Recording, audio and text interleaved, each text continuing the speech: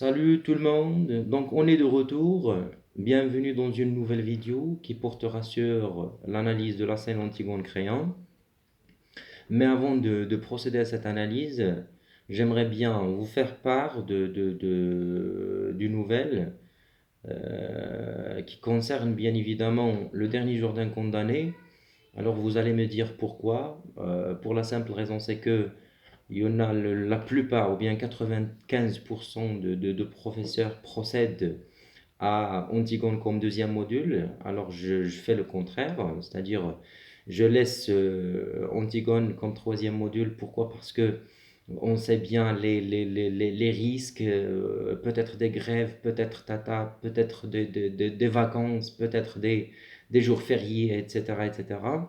Alors, raison pour laquelle je préfère commencer par le dernier jour d'un condamné comme premier module. Et en plus, c'est un roman assez délicat pour l'élève. Il ne peut pas, bien évidemment, le comprendre tout seul. Alors qu'Antigone, il peut regarder la pièce sur YouTube, il peut regarder la pièce à travers les images, à travers les, les, les- les mouvements de personnages sur scène, etc. Donc il peut assimiler ou bien il peut saisir l'histoire. Ce n'est pas donné pour le dernier jour d'un condamné qui se manifeste comme étant un texte assez délicat, un texte assez complexe, qui ne peut être compris bien évidemment qu'à l'aide d'un professeur et en classe bien évidemment. Donc, cette nouvelle séance de lecture, bien évidemment, je vais essayer d'être plus bref et d'être plus concentré sur la tension tragique entre les deux personnages ou bien entre les protagonistes, c'est-à-dire les personnages en conflit. Donc, comme situation de passage, on va dire que pour convaincre Antigone de l'absurdité de son acte, Crayon lui présente sa version propre à lui de l'histoire de sa famille, à savoir la famille d'Oedipe. Ce n'est pas seulement l'histoire de la famille, mais notamment, spécialement, l'histoire des deux frères d'Antigone, à savoir Étiocle et Polynice. Donc, tout en lui révélant que ni Étiocle ni Polynice étaient le bon frère, étaient le mystérieux frère. Les deux ont été des larrons, ont été aussi des voyous, ont été des traîtres. Donc l'un se préparait à vendre Thèbes, l'autre se préparait à tuer son père.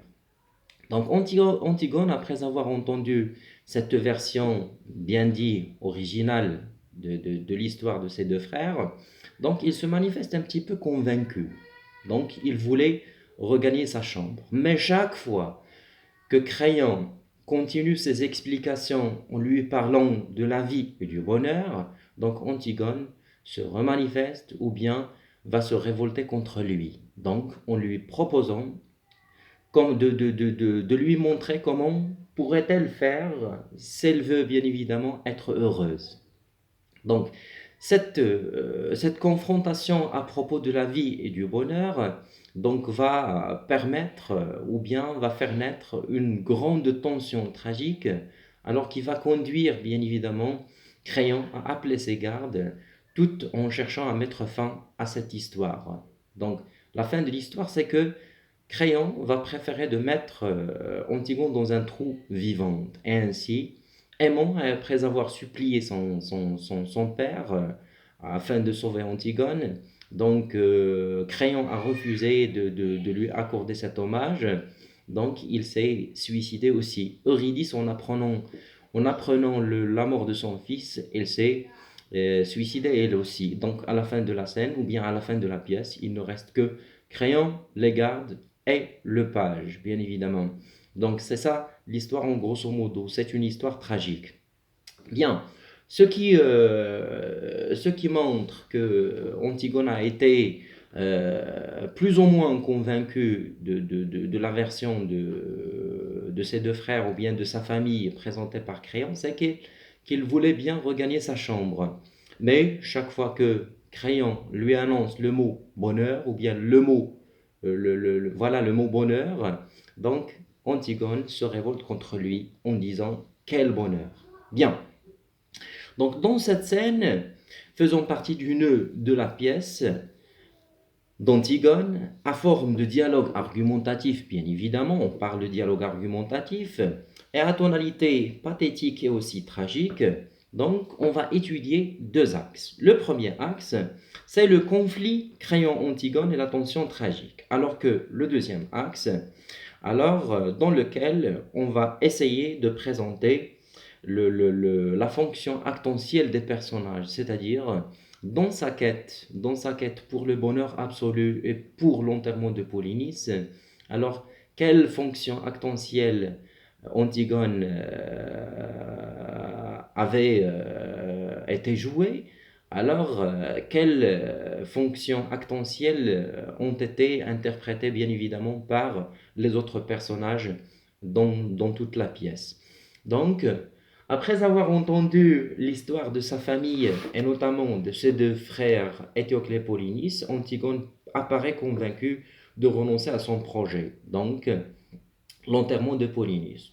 En répondant ou bien en disant à Créon, alors quand il lui a posé la question où vas-tu, il lui a répondu je vais remonter ou bien je vais dans ma chambre. Or, l'explication conception, c'est une explication conception, c'est-à-dire une explication présentée par Créon, à travers laquelle Créon représente ou bien présente une conception propre à lui du bonheur et de la vie. Donc, il vaut mieux d'expliquer cette explication, d'expliquer cette explication conception, c'est-à-dire pour Créon, la vie c'est un livre, la vie ce sont des enfants qui jouent à vos pieds, la vie c'est un banc pour se reposer le soir. C'est-à-dire, cette vie prosodique ou bien partielle acceptée par Créon ne peut représenter pour Antigone que un étincelle qui va bien évidemment qui va enflammer la révolte d'Antigone, qui va enflammer cette haine d'Antigone pour la soumission aux lois et aux normes. Bien, cette explication conception de la vie et du bonheur présentée par Créon, c'est-à-dire la vie, comme je viens de dire, c'est un livre, la vie c'est un enfant, la vie ce n'est même pas la question du bonheur, a bouleversé bien évidemment l'esprit d'Antigone. De les ruines justifiées par la didascalie, Antigone a perdu le regard perdu. Le terme bonheur, répété plusieurs fois, bien évidemment, suivi de 3 points de suspension, souligne une mise en question du bonheur artificiel, prosodique et partiellement ordinaire de Créon et qui est à tout fait le contraire de celui d'Antigone. Donc Antigone va parler d'un bonheur absolu et idéal qui répond aux critères du personnage tragique, à savoir, comme l'a appelé William Shakespeare, to be or not to be, c'est-à-dire être ou ne pas être. C'est ça le personnage tragique. Soit il reçoit son bonheur total, son bonheur absolu, ou bien il préférera de mourir. C'est ça, to be or not to be. Donc Antigone, dans sa manifestation en tant que personnage tragique, ou bien en tant que personnage déterminé, fatal, enfermé, entêté, etc., donc incarne cette qualité d'être ou ne pas être, traduit en anglais, to be or not to be. Donc en cherchant à justifier sa conception du bonheur, sa conception du bonheur et de la vie, donc Antigone est, sans qu'elle le sache, a créé une distance ou bien un conflit de génération, c'est-à-dire le fait ou bien le moment où il va dire en s'adressant à Créon, je vous parle de trop loin, d'un monde où vous ne pouvez pas entrer avec vos rides, avec votre ventre, etc., etc. Donc, le monde de la jeunesse et le monde de la vieillesse. C'est-à-dire, là, la conception du bonheur n'est pas une conception stable, n'est pas une conception soi-disant qui ne peut pas changer, mais c'est une conception dynamique, c'est une conception en pleine évolution avec le temps et avec l'âge. C'est-à-dire, si on pose la question à un enfant à l'âge de 7 ans, alors quel est le bonheur pour vous? Il te dira, c'est de jouer, de manger, de dormir. Après 10 ans, c'est de se marier à une belle femme, d'avoir une voiture, d'avoir une villa, etc. Après 10 ans, c'est de boire peut-être un café plus tranquillement possible. Après 10 ans, c'est-à-dire à l'âge de 50 ans, il va penser au paradis, il va penser à l'au-delà, c'est-à-dire il va penser à prier Dieu, etc. N'est-ce pas? Donc la question du bonheur, il est toujours en plein mouvement. Donc là, on parle de quoi? On parle de conflit de génération. C'est-à-dire, le bonheur et la vie pour Antigone en tant que jeune à l'âge de 20 ans n'est pas le bonheur et la vie pour Créon à l'âge de la vieillesse. Bien. Donc, cette confrontation Créon-Antigone a permis une haute tension tragique et dramatique qui contribua bien évidemment à l'action terrible ou bien qui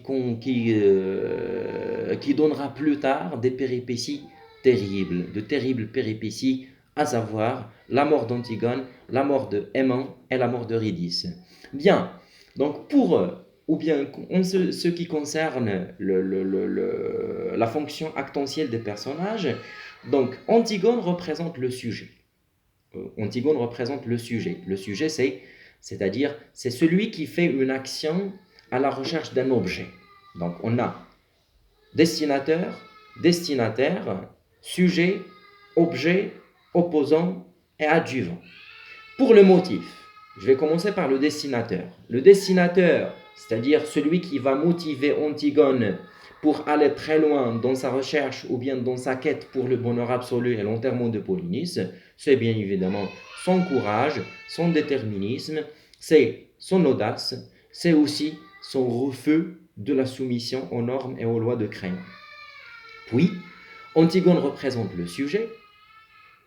L'objet, c'est le bonheur absolu et l'enterrement de Polynice. Donc, les adjuvants, il n'y a pas d'adjuvant pour Antigone, sauf quelque part Ismène, après avoir été convaincu que le sort d'Antigone, c'est le sort d'Ismène, c'est son sort propre à elle aussi, c'est-à-dire, il a cherché à soutenir Antigone une seule fois peut-être, pendant toute la pièce. Alors, à part ça, à part sa sœur Ismène, alors, quelque part, on n'est pas certain, bien évidemment, du soutien d'Ismène pour Antigone. À part sa sœur, donc il n'y a aucun adjuvant pour Antigone. C'est-à-dire, comme l'a dit le prologue au début de la pièce, il a dit Antigone va surgir finalement de la petite jeune fille noiraude que personne ne prend en considération pour se trouver seule en face du monde, seule en face de Créon, son oncle qui est le roi. C'est-à-dire, il va se retrouver seul en face de tous les autres personnages, de toutes les autres personnes, etc. dans sa quête au bonheur, sa quête à la vie, sa quête à l'enterrement de Polynice. Bien, pour les opposants, il y en a la faiblesse et la fragilité d'Ismène.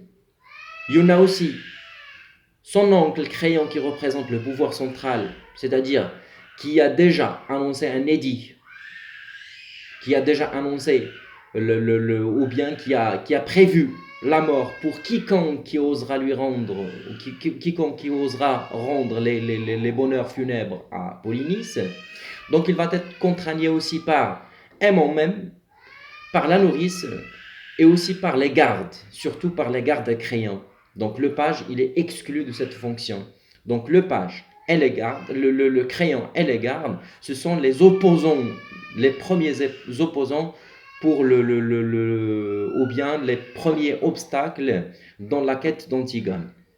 Donc, il s'agit bien évidemment d'un conflit éternel, d'un conflit majeur entre Antigone, qui représente le bonheur absolu et l'idéal et aussi l'utopie, et Créon, qui représente le bonheur terrestre, le bonheur réaliste, c'est-à-dire on peut accepter tout. Alors, fermons les yeux, pardon, ou bien on pourrait tout laisser passer sous silence en cherchant à vivre alors ou bien à accepter sa vie telle qu'elle est. Donc, les autres fonctions, c'est-à-dire qui va, bien évidemment, soi-disant qui va bénéficier de l'objet atteint par Antigone, c'est Antigone elle-même, c'est aussi Polynice, c'est aussi le lecteur, c'est aussi les forces de la résistance représentées par Antigone, au contraire de la force gouvernementale, bien évidemment, représentée par Créon. Donc, voilà en quelque part les axes de ce schéma actantiel ou bien la fonction actantielle des personnages. C'est-à-dire, il n'y a pas d'autres forces agissantes, bien évidemment, dans l'histoire ou bien dans la pièce d'Antigone, autre que, autre que le pouvoir, autre que le refus, autre que le bonheur absolu, autre que la mort, autre que le déterminisme, autre que la fatalité. Donc le point de la fatalité, il est là. Il est là. C'est-à-dire, c'est celui qui a acheminé Antigone à choisir la mort aux dépens de ce bonheur prosodique, de ce bonheur partiel et terrestre. Donc j'aimerais bien qu'on a encerclé le sujet, qu'on a présenté quelques éclaircissements à propos de l'étude de cette scène et à propos bien évidemment des axes de cette scène, alors qu'il représente un résumé de toute la pièce ou bien un résumé de toute l'action dramatique. Donc merci beaucoup, à la prochaine vidéo. N'oubliez pas de vous abonner vivement pour que vous puissiez m'encourager ou si encourager tout le monde, encourager tous les professeurs qui peuvent faire des chaînes vidéo sur YouTube ou bien sur d'autres réseaux afin de vous communiquer d'informations, plus de savoir, plus d'instructions et plus d'orientation. Merci à vous, merci beaucoup. Je vous remercie pour votre attention. À bientôt, à la prochaine.